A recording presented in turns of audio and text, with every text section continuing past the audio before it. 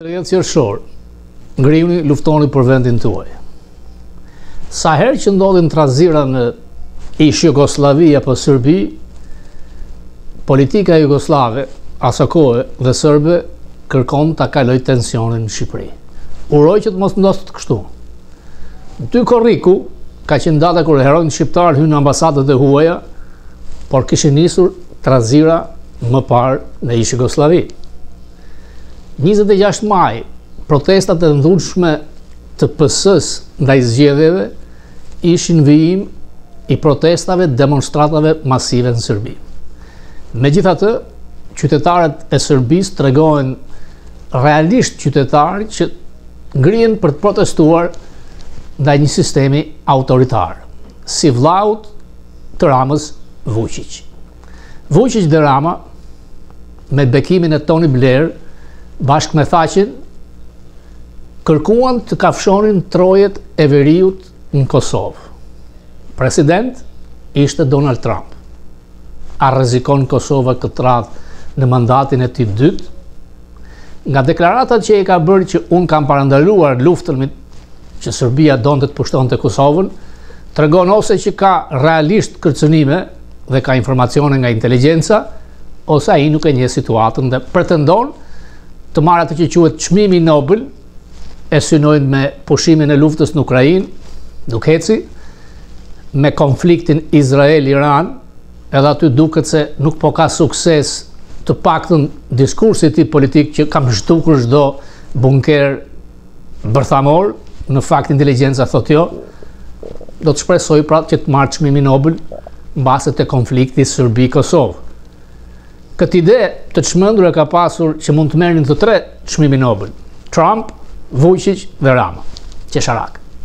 Megjithatë, sot Rama është në Senatin Amerikan. Bëj shaka. Quhet Vote a Rama. Pra, ai Billy Beautiful dhe i madh i Senatit, çka synon ulje drastike të taksave për më shumë për të pasurit, duhet kaloj të votohet një nga një të gjithë amendamentet. Diçka që duhet ju sqarojmë. Senati buxhetin e kalon me 50+1. Por ama, kur respektojnë ligjet dhe rezolutat për biznesin. Ka një post, një emrim që quhet parlamentari ose parlamentarja e Senatit. McDonk. Ajo është emëruar nga Henry Haid në 2012, është një post jo partizan, dhe ajo ka thënë që ky ligj 947 faqe i kaluar në procedurë është kundër rezolutës të projektit, sepse del tejet lartë borxhit uhas kombëtare. Me këto thuhet që për 10 vjet borxhi kombëtar do të shtohet dhe 3.5 trilion dollar. Aktualisht është 36 trilion. Trump mbrëm të dielën ka thënë që votoni kundra parlamentares, sepse ajo nuk është e votuar, nuk përfaqëson popullin amerikan, e në ju. Senati që të hedh poshtë parlamentaren duhet të ketë 51 vota. Por 2 senatorë votuan kundër edhe për procedurë. Ndërkohë që ishin 4 senatorë tjerë, të cilët me pazaret e minutave të fundit, me disa ndryshime gjuhësh dhe përfitimet të dollarëve të shtetet e tyre, pranuan. 2 nga ata të lëvizin nuk kalon rezoluta ndaj parlamentares, atëherë ligji i madh dhe beautiful do të kërkonte 61 vota, pra 2/3 e senatit. Etrit themelues të këtij vendit madh kanë menduar që asnjë nga dhomat, por dhe presidenti, të mos kenë monopolin e pushtetit. Por Trump është i gjithë pushtetshëm. E dini atë kryeministrin e Kanadas që ka qenë drejtori Bankës Londrës, bëri një gafë përpara 3 ditëve duke vendosur taksa digjitale për tech companyt amerikane Amazon. Trump i tha, nuk ka biseda më, tarifa 25% javës tjetër. Sot kanadezi është tërhequr. Senatori i Carolinës që votoi kundra Trump, mbasi Trump tha që do t'i vë kandidat të tjerë në primare, deklaroi se nuk do të zgjidhe më për Senat në nëndor. Konflikti midis Iranit dhe Izraelit mund t'i kushtoj Trump humbjen e Kongresit, por dhe një senator në Michigan. Janë votat e muslimanëve arab, të cilët votuan pro zotit Trump, me këto lobe u lidhe dhe këlliqi dhe përfitoi fotografin me zotin Trump, ato 2 minuta kontakti, sepse shqiptarët atje ndikuan. Është tërësisht tjetër gjë tani. Ju përmenda kryeministrin e Kanadas. Ka një merit tjetër. Ai ka zbuluar që McGonigal ka shumë mundësi të jetë spion rus. Në kompaninë ku ai ishte zëvendës president McGonigal, erdhi si president i ri kryeministri aktual sot i Kanadas dhe kuptoi që shumë informacione rrithnin. Dosja ka qenë 8.000 faqe. Ju thash dhe dje, Dean Friedman, një nga gazetarët më në investigativ hetues këtu, ma ka deklaruar që Rama ka qenë në hetim. Në rigjykim të ri, rihetim të ri, fakte të reja mund dalin. A ka dëshmuar Rama në FBI kundër McGonigal? A e ka shitur Duçkën dhe Nezën? Këto duhet të zgjidhë SPAK. SPAK ka thirrur 6 orë Nezën. Është orvatur të shkojë te Rama? Është Rama i tronditur? Lidhur me pozicionin e Ramës, do dua të bëj një paralele me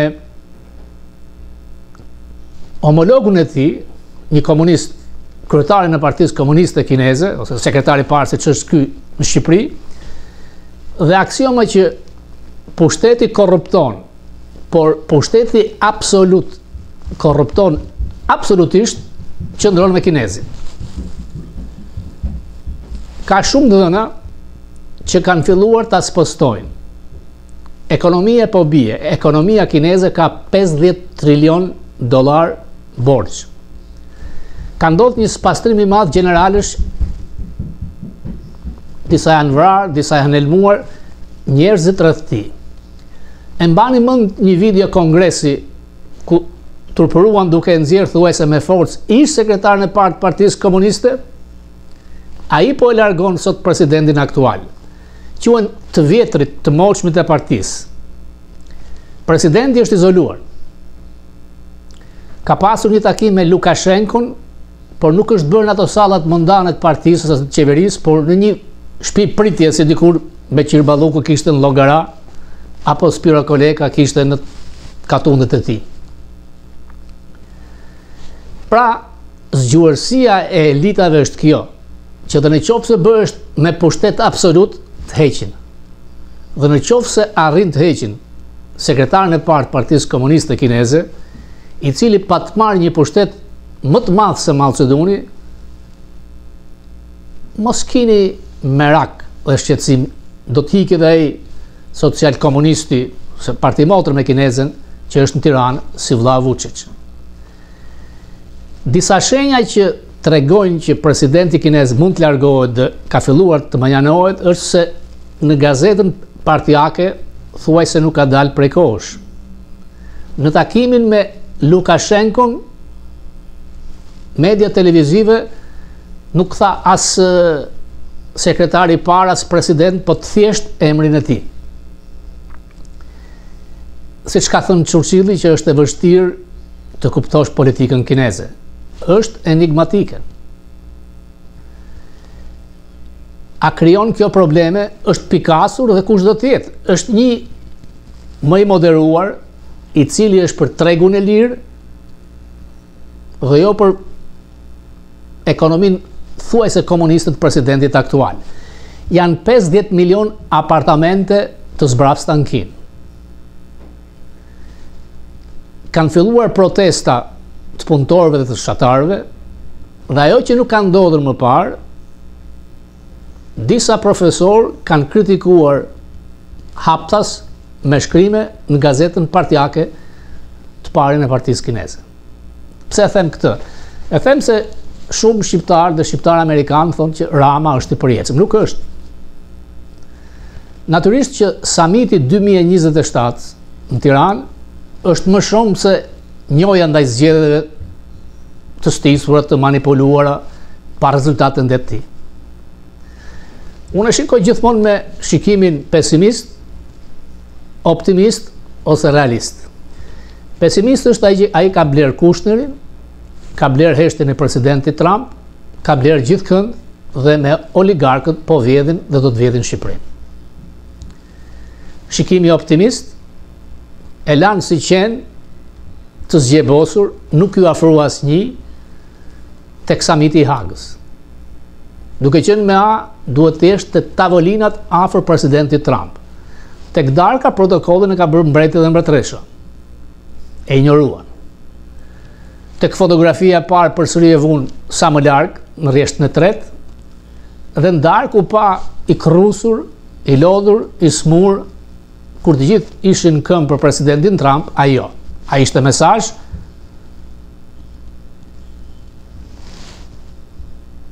Shikimi realist është ky. Amerikanët në politikën e jashtme nuk kanë interes thuajse për askënd. Trump është xheksionan, më mirë me armiqt, më keq me miqt. Nuk po ndihen për protestat masive në Serbi. Heshtje do të vazhdoj edhe ndaj Ramës. Por, në qoftë se opozita është e zgjuar, jo me ëndra lobistët që s'kan forcë, por me takime fizike, personale këtu, për të bindur që realisht të provojnë që zgjedhjet janë vjedhur nga administrata në fuqi, dhe zotëria përfaqëson lidhjet e karteleve të drogës me Amerikën Latine, çka cënon sigurinë kombëtare amerikane. Vetëm kështu nis të çmontohet autoritari i cili mban peng partinë e tij, Shqipërinë, por që nuk zgjidh problemet në Ballkan, por i nxit me vëllazërinë e tij të çuditshme me Vučić. Dosja me Ganigal është diçka që tregon gjurmët e korrupsionit në Shqipëri. FBI ka filluar të ndryshojë. Kashjap Patel nuk e ka aftësinë për të qenë drejtori i FBI, por Trump e do si njëri të besuar. Ka filluar të jetojë hiç drejtorin e FBI, Wray, i cili ka dëshmuar në Senat duke thënë që nuk ka prova për vjedhjet e zgjedhjeve 2020. Patel thotë që kam gjetur disa materiale shumë interesante në FBI ku komunistët kinezë kanë ndërhyrë në zgjedhje. Do të ketë hetim, thotë ai. Pikërisht Kashjap Patel ka urdhëruar hetimet e Ganigal, rihapjen e hetimeve për të dërguar në gjyq, por nëse ka fakte të reja.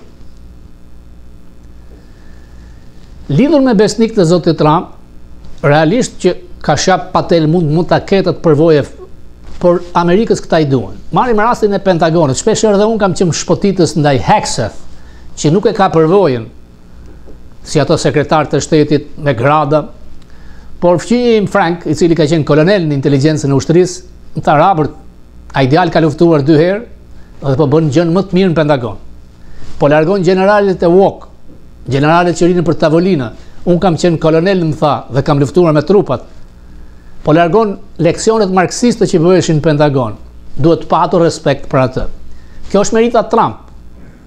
Ka një kabinet, njerëzish që nuk kanë qenë të fortë politikisht, por janë besnik ndaj tij. Ajo që duhet largohet është Borzilo Gabbard. Besoj se do të ndodhë shpesh. Ju falenderoj. Në fund videos, subscribe, abononi te kanali for free, falas, kënaqësi. Përse Laçivita nuk mund të bëjë dot lobing në departamentin e shtetit, nga që nuk është i regjistruar si lobist. Apo përsëritet 96-ta, Rama nuk shkon në festën e ambasadës amerikane për ditën e pavarësisë. Kërkojnë të impeachment të shkarkojnë presidentin Trump, ndërkohë që kanë toleruar dikur Barack Obama.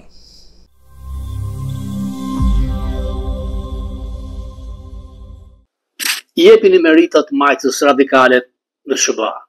Duhet të jepen pak merita lëvizjes anti-Trump për kreativitetin. Për herë, ajo përfshin në mënyrë të pazakontë për të minuar presidentin dhe në proces shkakton një kaos të ligjshëm që progresistët e festojnë.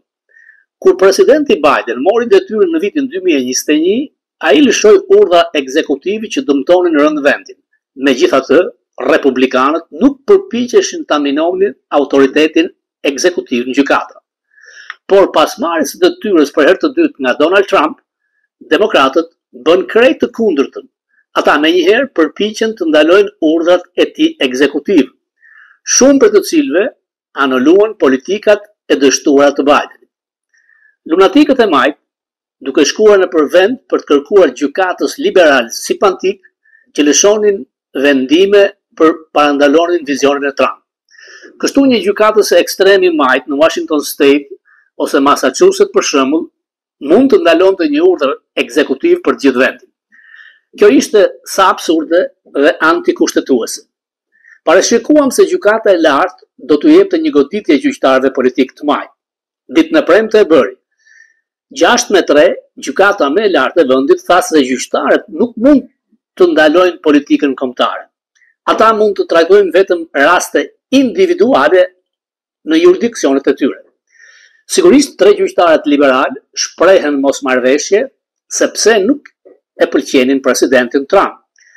Ata janë të kënaqur me gjyqtarët e politizuar në Vermont që shkrin autoritetin presidencial në gjithë vendin.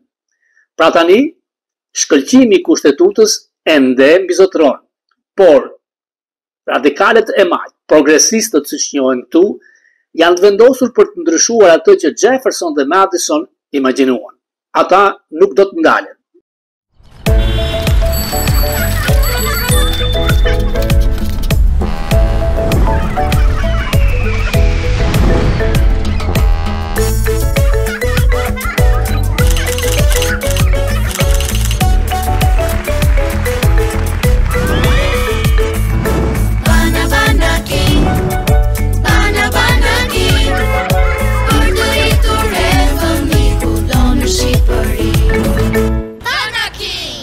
Kudo në Shqipëri.